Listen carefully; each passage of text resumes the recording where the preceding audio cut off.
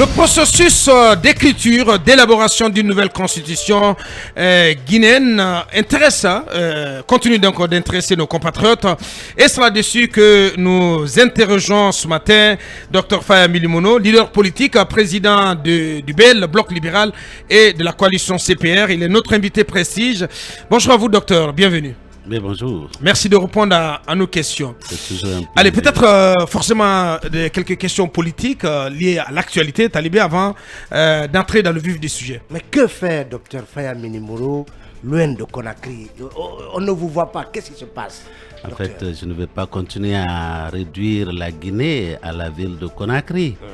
Nous avons des compatriotes là-bas à Fonodou, ça c'est dans Beila. Il y en a à Koulemale. Il y en a à Dongal Sigon, etc., etc. En fait, la tradition dans notre pays, c'est que dès que vous dépassez Koya, vous n'êtes plus visible.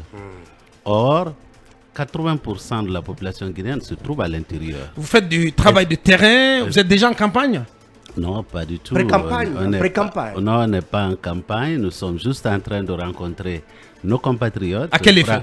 Prendre conscience des problèmes auxquels ils sont confrontés, parce que si nous sommes obligés, par exemple, pour rallier une sous-préfecture de prendre une moto, ça nous fait réaliser le défi à relever pour cette sous-préfecture.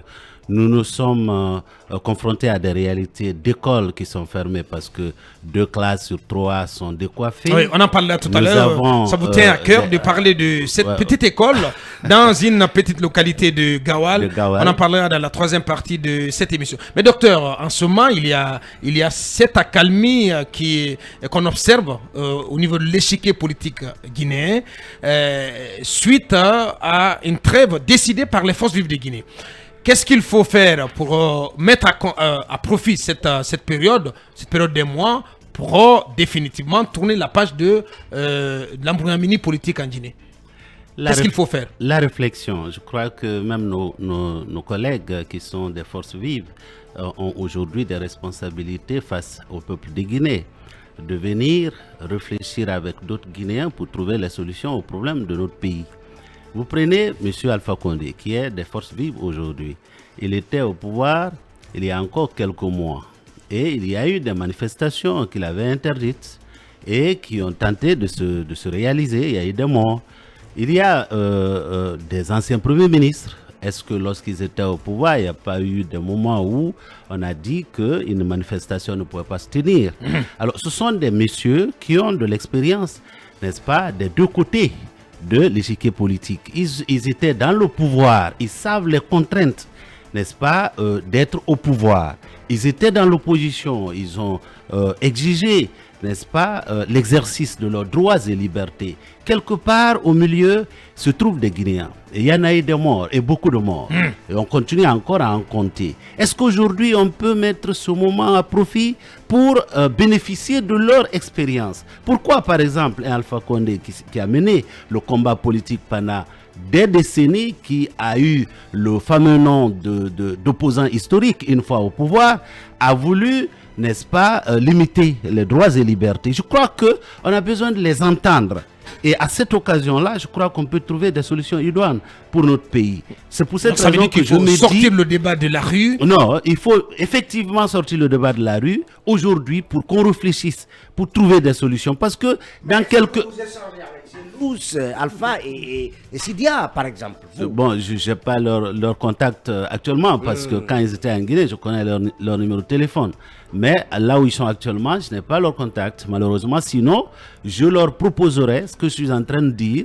Venez, parlons-en. Il s'agit de la Guinée. Bien. Écoutez, qu'est-ce que les religieux doivent faire, docteur, et qui ont déjà obtenu quelques en tout cas, réalisations, quelques résultats sur les revendications des forces vives? Qu'est-ce qu'ils doivent faire pour que cette accalmie qui est observée en ce moment, dont tout le monde se réjouit, pour que cette dynamique puisse continuer? J'apprécie beaucoup ce que les religieux sont en train de faire, mais encore une fois, nous sommes en train de construire un état de droit. L'utilisation des religieux à des fins politiques, je crois que c'est dangereux.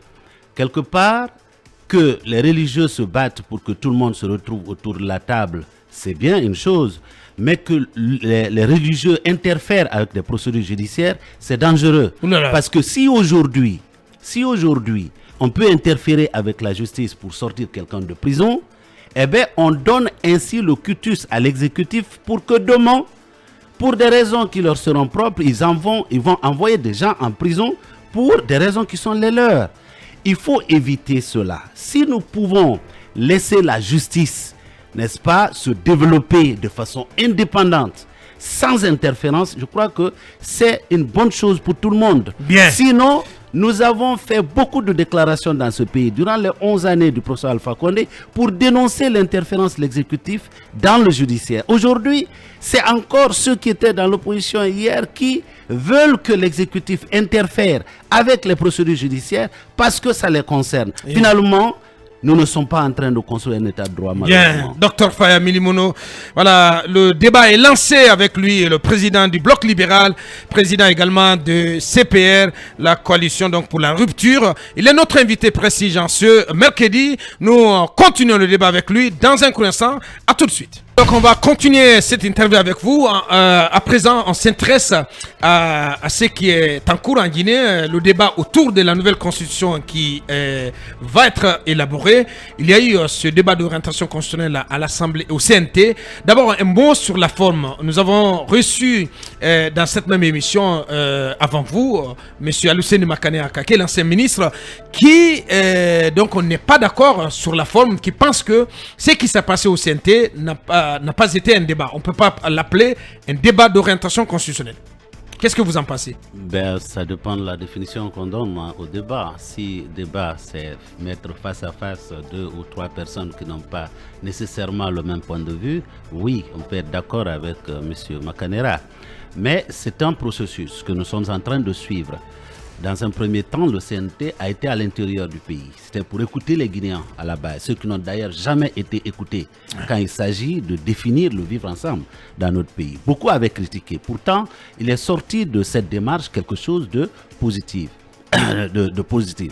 Ensuite, il y a eu le constitutionnalisme, où on a fait appel aux spécialistes. Cette fois-ci, oui, le symposium sur le constitutionnalisme. Bien. On a fait appel aux spécialistes qui sont venus, qui ont parlé de toutes les doctrines nécessaires. C'était entre universitaires. Ça a permis aux conseillers du CNT de comprendre un peu quand on parle, n'est-ce pas, de régime politique, de ceci. À la fin, on apprend qu'une centaine de propositions donc, venant de ces éminences grises a été recueillies. Voilà. Et puis après, on demande aux Guinéens de s'exprimer. Hein? Après tout, c'est des Guinéens qui sont des payeurs. C'est eux qui payent la note. Quand on crée des échelons de pouvoir, quand on crée des institutions, ces échelons de pouvoir sont animés par des hommes et des femmes qui ne le font pas gratuitement. Bien. Ils s'en demandent d'ailleurs assez. Ce qui fait que le Guinéen lambda qui paye la note doit s'exprimer. Ouais. Alors, c'est ce qui est en train de se faire. On va essayer de voir ce que cela va donner. La synthèse sera faite et peut-être le débat peut continuer dans les studios que vous êtes. Ici, à Film, vous pouvez faire venir ceux ou celles qui ont fait des propositions de nature contradictoire pour venir donner des arguments soutenant leur position. Je crois que c'est cela aussi le débat, oui, pas seulement devant le CNT. Mais docteur, en tout cas, on a reçu ici M. Kote Bendouno qui disait qu'après la phase du débat d'orientation, on passe à celle de la rédaction de l'avant-projet. Est-ce que entre justement ces deux étapes, donc le débat d'orientation constitutionnelle et la rédaction de l'avant-projet, est-ce que les tendances qui ont été recueillies, les grands sujets qui ont été recueillis ne méritent pas à nouveau d'être débattus pour les affiner davantage avant que des spécialistes se mettent à transcrire les différentes propositions sous forme d'avant-projet. Il ne faut pas oublier qu'il y a une démarche citoyenne qui se fait parallèlement où les Guinéens continuent de s'exprimer. Quand on dit que le débat d'orientation constitutionnelle dans sa phase actuelle a pris fin devant le CNT, ça ne veut pas dire que les propositions ne sont pas en train d'être faites. Alors, pour nous, par exemple à la CPR, nous pensons que ce que nous avons été dire, n'est-ce pas, au CNT, ce que nous avons envoyé comme mémo, c'est pas suffisant. Il faut que nous venions sur les plateaux comme le vôtre pour essayer de donner le détail. C'est ce que nous pensons, n'est-ce pas, pour le vivre ensemble. Ça va influencer obligatoirement parce que même maintenant là, au moment où nous parlons, il y a des conseillers qui sont en train de nous suivre. Peut-être qu'ils n'ont pas compris ce qu'on a dit, n'est-ce pas, au moment où nous étions devant le CNT, mais en écoutant cette émission, eh bien, ils peuvent avoir une idée claire de ce que nous voulons quand on dit telle réforme, par exemple. On va aller dans un instant donc, voilà, de plein pied sur ces réformes, mais avant, Mamadou Ouri, une question sur la forme et sur cet exercice qui vient de se dérouler. Et en ce qui concerne l'inclusivité dans le processus de ce débat d'orientation constitutionnelle, une constitution, c'est aussi cette norme qui parle de la vie politique de la nation. Donc, il y a des grandes organisations politiques qui ne sont pas là. C'est l'UFDG, c'est l'UFR, c'est des coalitions d'ailleurs, le RPG Arc-en-Ciel qui ne sont pas là. Qu'est-ce que vous dites de ce vide-là au vu de leur niveau de représentation, n'est-ce pas, à travers leur base politique? Et puis deuxièmement, au nombre de propositions qui ont été déjà faites là, il y a cette affaire de limitation d'âge. Vous êtes américain par ailleurs. Et donc, c'est Joe Biden qui est votre président en ce moment. J'ai vécu aux États-Unis. C'est l'ancien de la NGR. Voilà, vous êtes tous d'ailleurs anciens de la NGR. Vous n'avez pas la nationalité. Bien sûr. Voilà. C'est le petit secret qu'on n'a pas voulu dévoiler. Les Canadiens. C'est des anciens de la NGR. Bien sûr. Bien sûr. Ouri a commencé là. J'ai activement milité. Avec Docteur, bien sûr. C'est mon ami. Avec Savani, avec Moïse, etc. Absolument. Bakar Kamara. Bien sûr, voilà. Bien sûr. Oui, c'est des anciens de la NGR. Bien sûr, des militants, des cadres. Mais c'est pas caché. Bien sûr. C'est pas caché, mais ils assument. Ne soyez pas surpris. Mais non, oui, le problème. Ne soyez pas surpris si un jour je reviens à la politique. Bien. À travers la NGR. Parce que j'ai commencé par ça. Bon. En reprenant peut-être la NGR. Pas évident. J'ai toujours une manière de lui dire bonjour. J'ai dit nouvelle vision, il répond nouveau départ. Bien. C'était notre. Mamadou Ouri, prochain leader de la NGR. Attention. Attention. Bien. Donc, la limitation d'âge. Biden aux États-Unis, voilà, il a 80, je crois que c'est 80 cette année. Voilà. Donc il aura 84 ans quand il quittera le pouvoir, si toutefois il maintient sa candidature. Qu'est-ce que vous dites de cela aussi? D'abord, Biden qui est tombé sur une scène. Il a trébuché. N'est pas le seul, il y a beaucoup qui tombent. Alors, commençons par nos collègues qui ne sont pas là. Les grands absents. Encore une fois, c'est une perte pour tout le monde parce que le souhait... Non, c'est une perte pour la République. Je crois qu'il devait venir s'exprimer. Si vous choisissez de vous écarter d'une démarche qui définit les contours du vivre ensemble d'un pays auquel vous appartenez, eh bien, quelque chose va être fait contre vous. En tout cas, votre absence. Je crois que quand, au cours du dialogue, les gens ont insisté, même si personnellement je ne suis pas d'accord avec ça, quand on dit, quand on est vieux, on ne doit plus être candidat. Je l'ai dit encore hier, quand j'étais devant vous, la presse. On peut dire qu'à 35 ans, c'est le minimum pour être candidat à la présidentielle. Et d'ailleurs, pour ceux-là qui veulent de corps à cri vouloir que ce soit un jeune qui vienne au pouvoir, la Guinée a toujours connu des jeunes au pouvoir. Sékou Touré, paix à son âme, il était très jeune, il n'avait pas 40 ans quand il arrivait au pouvoir. Dadis, il était jeune. Et aujourd'hui, nous avons le colonel Mamadi Doumbouya, il est jeune, vous comprenez. Alors donc, ce n'est pas un problème d'âge, encore une fois. Ce qu'on peut exiger d'un candidat, c'est d'être sain de corps et d'esprit. Parce qu'on peut être jeune et être malade. Peut-être que ça suppose qu'il faut aussi limiter la borne supérieure. Non, pas du tout. Je ne crois pas que... Un vieillard de 95 ans, de 100 ans, est-ce qu'il est suffisamment lucide, docteur, est-ce qu'il a une capacité physique aussi pour porter toute la charge de chef de l'État? Ça irait à l'encontre de tous les efforts qui sont en train d'être faits pour le développement de la médecine, etc. etc. L'expérience de vie d'un Américain il y a 200 ans n'est plus la même qu'aujourd'hui. L'expérience de vie des Guinéens aujourd'hui ne sera pas nécessairement dans 30 ans, 40 ans, 50 ans. C'est la question de la lucidité que ça pose, docteur. Pour moi, tant aussi longtemps, et c'est pourquoi je dis, si quelqu'un est sain d'esprit et de corps, il ne devait pas être empêché d'être candidat parce que simplement on dit qu'il a 80 ans. Non, pas du tout. Bien. Donc vous êtes contre la limitation de l'âge des candidats aux différentes élections. Tout à fait. Cabinet, pour la suite, peut-être sur la question du mode de scrutin, est-ce qu'il faut ouvrir toutes les élections ou il faut favoriser les candidatures indépendantes? Oui, il y a plusieurs personnes qui pensent aujourd'hui qu'il faut ouvrir un peu les candidatures aux élections nationales pour permettre donc pour un peu diminuer la suprématie des partis politiques, puisque pour beaucoup les partis ont suffisamment prouvé qu'ils ne peuvent pas à eux seuls animer. Suffisamment prouver leurs limites. Disons les choses nettement. Exactement. Est-ce que vous pensez qu'il faille aujourd'hui permettre à des candidatures indépendantes au niveau des élections nationales, notamment les législatives et la présidentielle.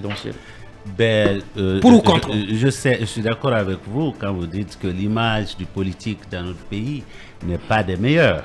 Tout à fait. Je suis tout à fait d'accord. Je l'ai toujours dit, j'appartiens à une corporation dont je ne suis pas très fier. Parce que beaucoup de problèmes dont ce pays fait face aujourd'hui, c'est nous qui sommes à l'origine. Sincèrement, c'est honnête. Nous devons nous préoccuper aujourd'hui d'améliorer notre image. Hein? Sinon, quand vous parlez tantôt de diminuer le nombre de partis politiques et de l'autre, vous parlez de candidature indépendante. En ce moment-là, qu'est-ce que vous voulez au juste?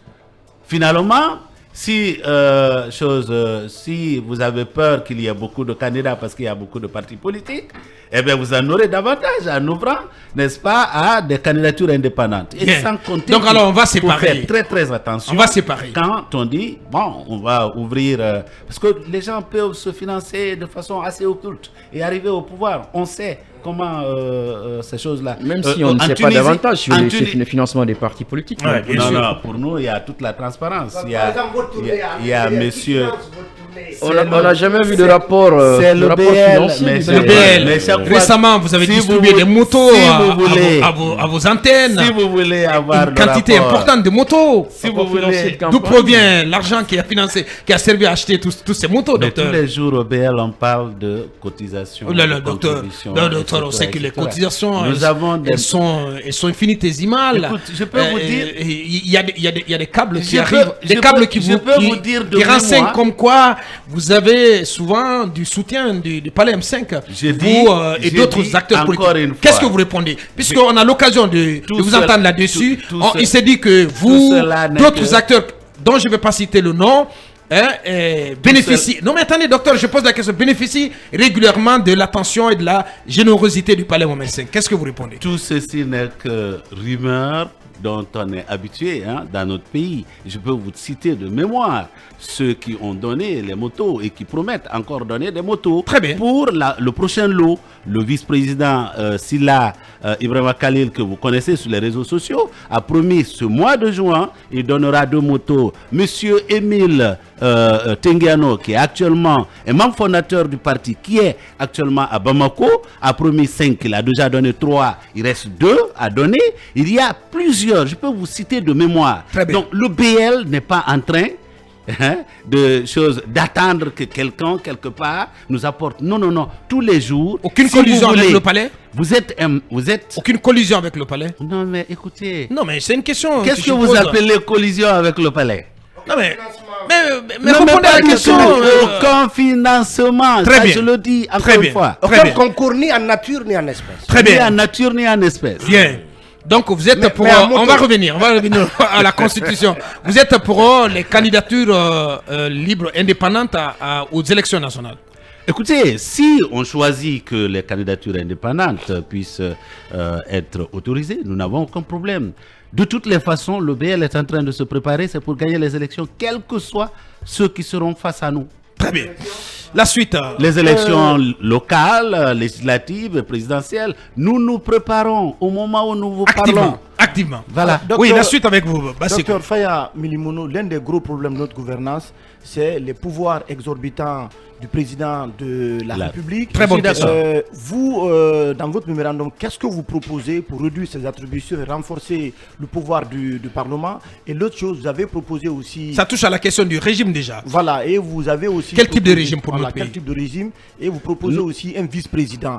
Nous avons opté pour le régime présidentiel mais pas présidentialiste, comme nous vivons ça aujourd'hui actuellement. Et nous avons proposé un vice-président parce que l'instabilité que connaît notre pays, c'est le flou qu'on entretient. Que va faire ce vice-président? C'est quoi ce prérogatives? Le rôle premier d'un vice-président, dans toutes les démocraties où vous avez un vice-président, c'est de remplacer le président quand il est momentanément ou définitivement absent. Mais il servira qu'à ça? C'est d'abord ça. Bon, il y a d'autres rôles qu'on peut lui attribuer. Il y a des pays... Je dis c'est standard, même dans les ONG, c'est standard. dans toutes les structures où il y a un vice-président, il est là pour nous avons pensé donc, dans la mesure où nous avons cette instabilité, c'est le flou que nous entretenons dans notre constitution. La constitution de 2010, même celle de 2020 que Alpha Condé a fait passer, qu'est-ce qu'on dit là-dedans?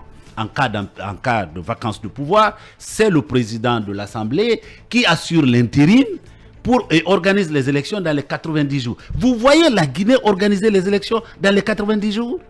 Est-ce que vous savez que cela nous expose à 3 élections au moins par an? Parce que ce n'est pas nous, Dieu. C'est Dieu qui sait quand est-ce qu'il va prendre monsieur X et madame Y. Vous comprenez? Oui. On peut avoir un président aujourd'hui, 15 jours après, il décède. Oui, bien possible. Eh bien, nous avons 90 jours pour avoir un nouveau président, un brand new. Et celui-là également, celui-là peut aussi mourir un mois après. Ouais. Il faut sortir de cela. Avoir un président avec un vice-président, on a été au-delà, n'est-ce pas, pour citer d'autres. Pas pour assumer de façon temporaire le pouvoir. Hein? Si vous êtes dans la ligne de succession, si le président et le vice-président devaient disparaître un jour, c'est des contingences qui existent. Bien alors, entendu. Qui doit être le prochain? Et celui-là, ce n'est pas de façon temporaire. C'est assumer le pouvoir pour le reste du mandat. C'est ce que nous avons dit. Ouais. Maintenant. Et c'est qui ce prochain? Nous avons prévu une institution républicaine qui contrôle, n'est-ce pas, l'action, le fonctionnement normal des institutions dont le président devait être la deuxième personne dans l'ordre de succession. Ensuite viennent... C'est quoi cette institution, docteur? C'est important, bon à savoir. Non, laissez-moi finir d'abord avec la question très pertinente qu'il a posée, parce que nous avons un pouvoir trop débordant du président de la République. Ouais. Son pouvoir discrétionnaire, c'est immense. On nous dit, c'est le président, il peut nommer qui il veut. Non, il ne doit plus nommer qui il veut. D'abord, ce n'est pas à toutes les fonctions qu'on a besoin de nominations par décret. C'est en Guinée où nous n'avons pas de fonctions techniques. On n'a pas de poste technique en Guinée ici. Tout est politique. Ouais. On nomme les directeurs nationaux, n'est-ce pas, les directeurs préfectoraux de l'éducation. Mais hier on a nommé un directeur communal de l'agriculture à Kaloum. Je pose la question à Talibé. Il faut que qu'est-ce qu'on cultive à Kaloum? Est-ce qu'il y a de l'agriculture à Kaloum? On fait de l'agriculture à Kaloum? Si nous voulons l'agriculture, est-ce qu'on fait il faut que nous fassions le directeur communal de l'agriculture de Kaloum. Il faut que nous fassions le distinguo. Allez-y, docteur. Entre les postes qui sont de nature politique que le président de la République peut proposer, et nous avons prévu qu'il se limite à la proposition, mais que pour que la personne prenne fonction, il faut que la représentation du peuple vérifie la compétence de la personne, n'est-ce pas, son expérience et surtout son intégrité. Bien. Parce qu'aujourd'hui, on nous recycle n'importe qui, on dit c'est le pouvoir discrétionnaire, c'est le président. Non, non, non, le fait d'être président, vous ne devez pas le propriétaire du pays. Ouais. Non, vous ne devenez pas le propriétaire. Vous n'avez pas le titre foncier du pays pour reprendre. Justement. Donc, il faut commencer par distinguer tous les postes techniques qui doivent faire l'objet de compétition par CV. Pour rappel, la candidature. Par exemple, les directeurs préfectoraux de ceci ou de cela, c'est des postes techniques. On n'a pas besoin de les déranger parce que le président a bougé. Non. Ouais. Alors, au gouvernement, c'est le président de la République qui nous définit la structure du gouvernement en Guinée. Parfois, c'est 35 membres. Ensuite, il crée un gouvernement bis comme Alpha Condé le faisait. Tous ceux qui l'enlevaient ministre, ils les mettaient ministre conseiller avec voiture VA, avec etc., etc. Alors que cet argent aurait servi mieux en construisant les ponts à l'intérieur du pays, des centres de santé, des postes de santé. Comme le pont qu'il fallait construire à Koulala. Nous avons dit, on a même Mamadi Doumbouya a moins de 10 conseils. Non, officiellement 4 conseils. En tout cas, nous avons dit qu'un gouvernement guinéen ne dépasse pas 19 membres. Est-ce que vous savez qu'aux États-Unis, il y a 16? Est-ce que vous savez que chose en Turquie, je crois que vous avez vu le gouvernement, il y en a 19, y compris le président lui-même, y compris le vice-président. Pourquoi on mérite avoir... Oui, 19, le seul qui a tenté cela, mais aujourd'hui... Le gouvernement de consensus. Voilà, aujourd'hui nous avons un grand gouvernement, etc., etc. La note est payée par le peuple. Vous comprenez? La note est payée par le peuple. Il faut que le président ne dissout plus l'Assemblée. Quand vous êtes au pouvoir, le pouvoir s'exerce par la négociation. Ce n'est pas par la coercition. Si vous êtes le président et le peuple vous a envoyé un parlement qui n'est pas d'accord avec vous, négociez. Ils sont élus pour 5 ans. Comme c'est le cas aux États-Unis. Voilà. Si vous êtes là, la dernière fois, vous avez suivi Biden. Vous avez suivi Biden négocier durement parce que les États-Unis étaient en passe d'être un État en faillite. Parce que si on ne pouvait plus emprunter pour faire vivre l'administration. Et c'est en cela d'ailleurs que la CPR a insisté. Étant donné que c'est le peuple qui paye, étant donné que un penseur nous dit que l'homme public, il ne produit pas, il consomme. Il consomme quoi? Il consomme le superflu du peuple qui devient le nécessaire du public. C'est quoi le superflu en fait? Si M. Diallo, aujourd'hui directeur général de FIM, il a un salaire de 25 millions et que pour vivre décemment avec sa famille, à tout point de vue, il a besoin de 15 millions, les 10 millions deviennent le superflu. Pour aller chercher des taxes dans ça, M. Diallo ne va pas crier. Mais combien en Guinée sont capables de se suffire avec leur salaire? Ils se comptent au bout du doigt. Bien entendu. 50% au moins des Guinéens vivent avec moins de $1 par mois. Et puis on nous dit il faut continuer à multiplier. Regardez un peu ce qui s'est passé en 2010. Lansana Conté nous laisse une constitution avec la Cour suprême comme, si vous voulez, l'institution supérieure sur le plan judiciaire. Qu'est-ce qu'on a fait, l'innovation en 2010? C'est d'extraire dans cette constitution, dans cette cour suprême, la chambre constitutionnelle, la chambre économique, pour en faire des institutions, sans même se poser la question, est-ce que nous avons les bureaux pour les abriter? Aujourd'hui, ces institutions sont où? Là-dessus, qu'est-ce que vous proposez en termes de réforme institutionnelle? Nous nous disons, pour le judiciaire par exemple, nous pensons que une cour suprême, ça suffit. 7 membres ou 9 au maximum, ça suffit. Il faut autour d'eux mettre des gens qui sont suffisamment formés pour les... En tout cas, on peut opter pour cela. C'est possible qu'on opte pour cela. Par contre, il faut que la justice aille plus proche des populations. Aujourd'hui... Quoi faire? Mais bien sûr, créer par exemple des cours de justice de paix dans les communes, à travers le pays. Vous prenez par exemple une préfecture comme Guékédou avec 11 sous-préfectures et vous avez une justice de paix avec à peine combien de magistrats? 3 ou 4. Mais nous avons un dossier. Charles a dit que ces justices de paix vont être transformées en TPI. Nous avons un dossier qui traîne devant la justice de paix de Lola depuis 2018, quand on a violenté 19 de nos militants des oreilles sciées. Jusqu'à aujourd'hui, on ne trouve pas le moyen de convoquer juste suite aux élections locales. Alors, il faut que nous ayons la justice à la base. Maintenant, vous prenez le pouvoir législatif. Aujourd'hui, on nous élit les députés selon 2 modes. Le premier, c'est l'uninominal. Mais regardez un peu l'uninominal. C'est en violation claire du principe fondateur d'une république, l'égalité en droit et en devoir.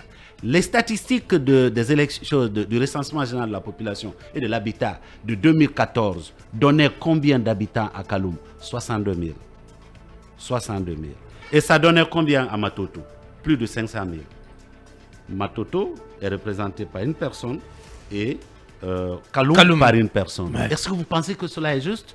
De l'autre, on nous fait élire 2/3 des députés qui sont loin de toute réalité guinéenne. Il suffit d'être ami au président d'un parti politique pour que tu vous met à une sois bien positionné élective, sur la liste. même si tu ne connais même pas le village dans lequel tu es né, ou le quartier même dans lequel tu vis, même si tu ne connais même pas les problèmes de ce quartier, tu te retrouves à l'Assemblée nationale. C'est pas pour rien que vous voyez les législatures dans notre pays se faire pendant 5 ans, aucune proposition de loi sur la table, sauf les projets de loi qui viennent du gouvernement. Wow. Pour finir avec ça, nous avons proposé ceci.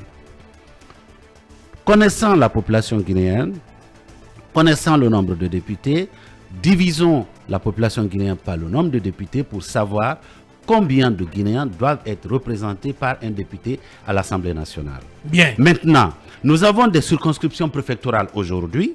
On n'a pas besoin de les déranger à cause de cela.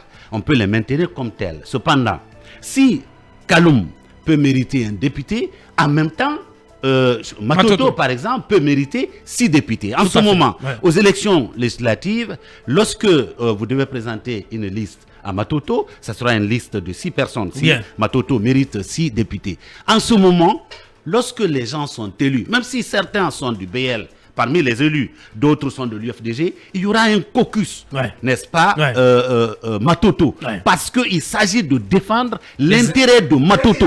Des élus communaux, par exemple UFR et UFDG, qui seront obligés de se donner les mains, parce qu'il s'agit de défendre un problème qui concerne Matoto, qui concerne Kankan, qui concerne Zéro Corée, etc., etc. Donc, voici des propositions que nous avons sur la table, et nous avons dit désormais que le président de la République ne se réveille pas un matin, il pense qu'il y a un cousin qui n'est pas encore ministre, il crée le département et le soir le décret passe. Il faut qu'on connaisse par une loi organique la structure du gouvernement.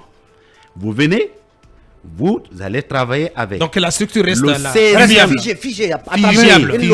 Si un jour nous avons besoin d'un autre département, ça se négocie. Le dernier département à avoir été créé aux États-Unis, j'étais là, c'est le département de Homeland Security.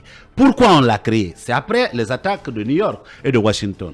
Parce que les agences de sécurité, la CIA d'un côté, NSA de l'autre, FBI de l'autre, n'arrivaient pas à communiquer. Il n'y avait pas de coordination qui permettait d'éviter ce genre de choses. Très bien. C'est pour donc corriger cela que Bush à l'époque a vendu l'idée, justement, mais qu'on ne crée plus. Il faut qu'on enlève aussi dans notre tête que pour développer la culture dans un pays, il faut avoir un ministère de la culture. Pour développer le sport, aujourd'hui, nous avons 2 ou 3, 4, 5 messieurs et dames dans le domaine du sport qui font mieux que l'État. Ou de l'éducation. Mieux que l'État. On n'a pas besoin de 3 départements ministériels pour l'éducation seulement. Un seul, ça suffit. Le travail, ça se fait en classe. Très bien.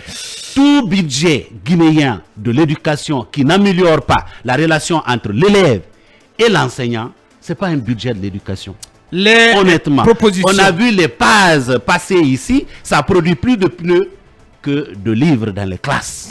Honnêtement, il faut qu'on comprenne que cette constitution dont on parle, on l'écrit pour la Guinée et pour les Guinéens. Docteur Faya Milimono, président du BL, sacrément intéressant ce matin. Il s'exprime et livre sa vision de la nouvelle constitution, celle aussi de sa coalition, la CPR. Dans un instant, la dernière ligne droite avec lui.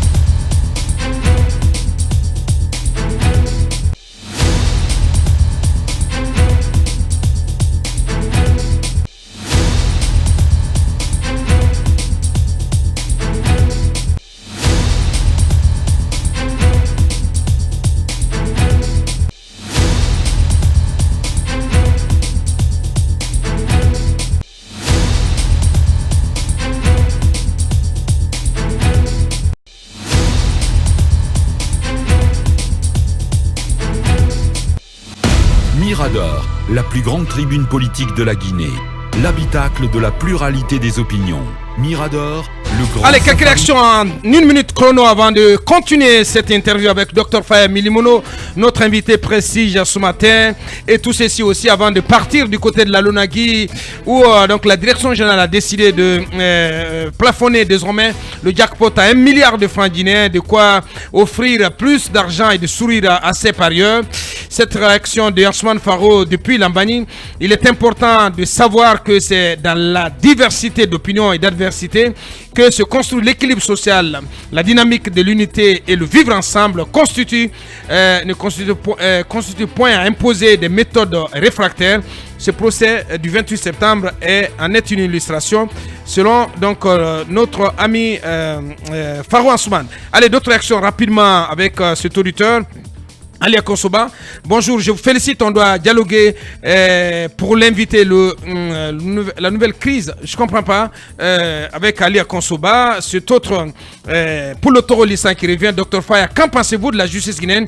Et si on vous disait de faire une comparaison entre celle d'Alpha Condé et celle d'aujourd'hui, c'est la question de cet auditeur, du Messie aussi qui réagit dans un pays où les encadreurs ne sont payés, où les centres d'études n'ont même pas de toit. C'est là où on veut avoir des meilleurs résultats en investissant tout le budget dans le code QR sous les radars des caméras de surveillance. Bon sang de Dieu, nous sommes dans quel monde? Cet autre, bonjour le juste, c'est scandaleux pour certains ministres de ce pays car ils ne veulent pas aider les jeunes à s'épanouir, mais plutôt ils les détruisent jeunes.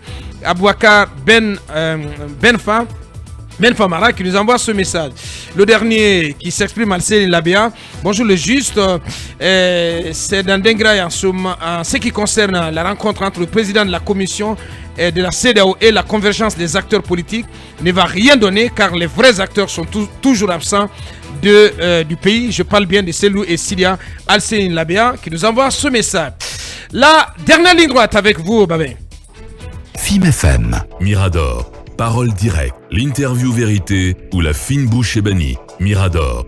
Ici, la parole est directe. Bien, on a encore quelques minutes à passer en compagnie de notre invité, Lincoln. Docteur, ma question est relative Vous dites à Kaya.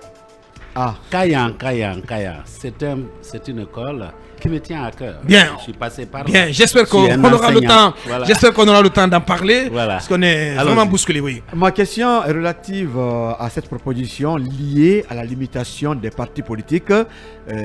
L'armée et l'Église ont proposé à ce qu'on réduise leur nombre au nombre de 3.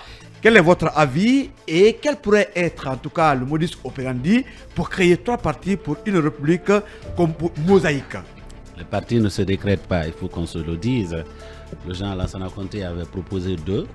On est passé.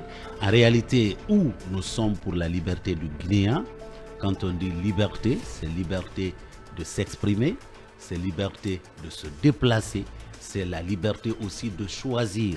Quand on parle d'un espace politique, vous avez des conservateurs, vous avez des libéraux, vous avez les sociodémocrates, vous avez les socialistes, vous avez les écologistes, vous avez les communistes. Est-ce qu'on veut nous dire qu'à partir de maintenant, en Guinée, on va décréter 2 courants idéologiques, libéraux peut-être d'un côté et communistes de l'autre? Est-ce que c'est ce qu'on veut faire? Non, ça va être un recul par rapport, n'est-ce pas, aux acquis, par rapport à nos libertés. Ce qu'on doit faire pour que le nombre de partis soit maîtrisé, c'est d'abord faire fonctionner les partis qui existent. On a dit que pour être un parti politique, il y a un minimum. Vous avez un compte bancaire, vous avez un siège, vous avez des structures à l'intérieur du pays. La dernière fois, quand le MATD est passé à notre siège, on nous a demandé, nos représentants dans les sous-préfectures, on leur a fourni ça. Ils peuvent le vérifier en appelant. Vous comprenez? Donc, ce problème de nombre de partis politiques, c'est un faux problème qu'on est en train de créer. À mon avis, limité à 3, ça serait obligé les Guinéens à rentrer dans 3 entonnoirs idéologiques, ce qui sera un recul par rapport aux libertés de la... Donc il faut laisser le multipartisme tel quel. Bien. Et puis créer les conditions pour que les vrais partis puissent exister, ceux qui n'en ont pas les choses, qui ne satisfont pas aux critères, qu'ils disparaissent tout simplement. Se faire prévaloir encore. Bien, qu'il aille mieux se pourvoir. Allez, dernière question, avant de parler de cette école, est-ce qu'on a le temps? Parce que on doit aller du côté de la Lunagui. Oui, allez-y. Alors, docteur, la question du nombre et de la durée des mandats présidentiels se pose. Docteur Bano nous disait ici que lui, il était favorable à un mandat unique de 7 ans. Et qu'est-ce que vous proposez à cet effet? Écoutez, nous pensons que 5 ans, c'est suffisant. Il y a des pays où le mandat... 5 ans renouvelable. Renouvelable une seule fois. Vous comprenez? Il y a des pays où le mandat du président, c'est 4 ans. Oui. Ben, vous finissez 2, vous partez, quelle que soit votre intelligence par ailleurs. Mais comment faire en sorte que les gens ne soient pas tentés à faire un 3e mandat? Mais il faut simplement que sur la question de la révision constitutionnelle, on soit un peu détaillé dans la Constitution pour éviter effectivement des interprétations comme celle que le professeur Alpha Condé a fait faire, pour dire oui, il peut faire, il peut soumettre au référendum un texte constitutionnel et puis non. Je crois que ceux qui sont en train de rédiger la Constitution doivent s'inspirer de toutes les constitutions où c'est verrouillé une fois pour toutes. Et il y a une autre chose que nous devons éviter. Aujourd'hui, ce verrouillage-là, il ne s'agit pas de le stipuler. Il s'agit de mettre quel mécanisme pour que... On peut mettre, il y a des mécanismes qu'on peut mettre en place. Aujourd'hui, les gens se posent la question au Sénégal, est-ce que Macky Sall, ce n'est pas une question de volonté de Macky Sall, c'est une question constitutionnelle. C'est-à-dire Macky Sall, on n'a même pas à lui poser la question de savoir s'il doit être candidat. Il ne le sera plus. Bien. C'est tout. C'est-à-dire que c'est aussi simple que ça. On ne peut pas faire plus de 12 mandats, il n'y a même pas à poser la question à l'intéressé. Très bien. Si vous commencez à poser des questions à l'intéressé, est-ce que vous serez encore... C'est comme si il était au-dessus de la Constitution. Bien. Il faut arrêter ça. Bien. Il faut arrêter cette comédie. Voilà. Bien, pour finir, cabinet. Monsieur le Président, l'Alliance citoyenne pour la transition propose justement pour les candidatures aux élections présidentielles que les candidats résident sans discontinuité pendant 5 ans au moins, alors que, vous savez, si c'est la diaspora par exemple, est-ce que vous ne trouvez pas plutôt contradictoire que l'on propose 5 ans une résidence sans discontinuité alors qu'on est à moins de 24 mois de la fin de la transition? Est-ce que vous ne pensez pas que c'est problématique cette En tout cas, je serais personnellement contre toute mesure qui viserait à éliminer X ou Y. Je crois que là-dessus, on se tirerait sur les pieds et la Guinée va se retrouver dans des problèmes sérieux. Il faut permettre aux gens d'être candidats, qu'on batte à la loyale les gens. Moi, je suis sur le terrain parce que je veux être le prochain président de ce pays et je travaille pour ça. Pour y arriver. L'école. En 2 minutes.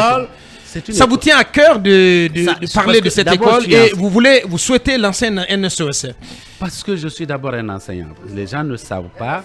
Je suis un enseignant. Non, pas bourgeois. Je suis enseignant, simple enseignant. J'ai commencé à l'école normale supérieure de Mania ici. J'ai beaucoup d'étudiants aujourd'hui qui sont dans la haute administration de l'éducation dans ce pays. Alors, je suis passé par là, à Gawal. Cette école a été offerte d'ailleurs. C'est dans quelle localité? C'est dans Gawal, ce district-là relève de Gawal Centre. Bien. Vous comprenez? C'est environ à 11 ou 12 km de Gawal. Alors, cette école-là, c'était le don du Japon. Vous verrez sur la plaque, le flyer que je vous ai envoyé, sur la plaque indiqué clairement don de la coopération. Alors en 2001, 2 classes sur 3 sont décoiffées.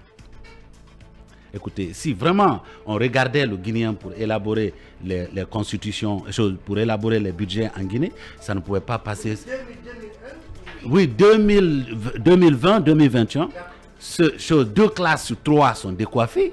Jusqu'à aujourd'hui, on n'a pas trouvé le moyen de remettre les choses et permettre à ces enfants de retourner à l'école. Nous avons identifié beaucoup d'endroits comme ça. Nous avons pensé donc qu'on doit faire parler le cœur des Guinéens. C'est pourquoi nous avons lancé ce SOS. J'ai pris contact d'abord avec le directeur qui est Alassane Camara. Que nous allons joindre dans d'autres émissions. Dans d'autres émissions.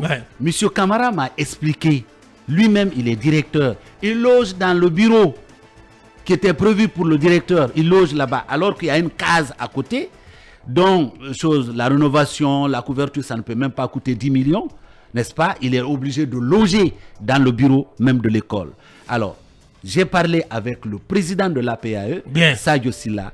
Ils m'ont expliqué les problèmes, n'est-ce pas, de cette école. J'ai dit, si ça peut permettre à ces enfants, à la réouverture des classes prochaines, d'avoir leur classe couverte et de reprendre dans les 3 classes au lieu d'une classe aujourd'hui sur 3, eh bien, j'appelle le cœur, que les Guinéens fassent parler leur cœur. Ça, l'école a besoin de évalué le coût à 45 millions. Bien.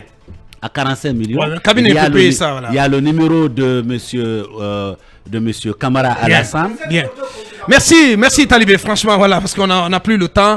C'est SOS, je pense qu'on va l'appuyer à travers le pool digital de films. Et voilà, tout le personnel des films aussi, donc mobilisé pour vous accompagner. On fera le nécessaire pour vous accompagner pour que ce message soit entendu. Grand merci à vous, docteur. Merci, ce fut un plaisir. Dernière ligne droite, dans un instant, nous partons du côté de la Lunagui.